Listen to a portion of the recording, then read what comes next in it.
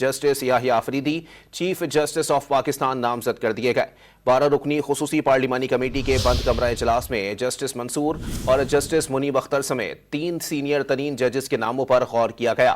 Committee نے 2/3 اکثریت سے جسٹس یحییٰ کا نام تجویز کر کے وزیر اعظم کو بھیج دیا۔ شہباز شریف نئے چیف جسٹس کی سمری منظوری کے لیے صدر مملکت کو بھجوائیں گے۔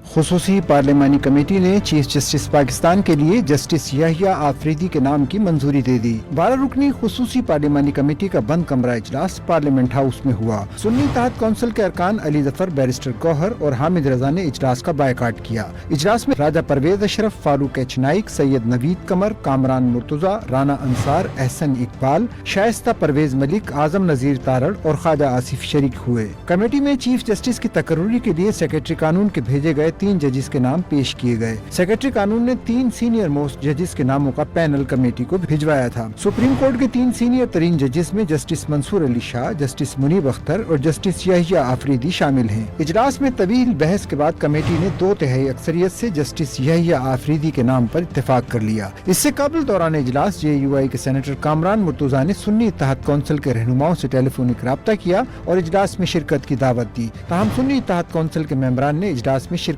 سے انکار کر دیا۔ خواجہ آصف، احسن اقبال، راجہ پرویز اشرف اور رانا انصار سنی اتحاد کونسل کے پاس گئے لیکن انہوں نے معذرت کر لی۔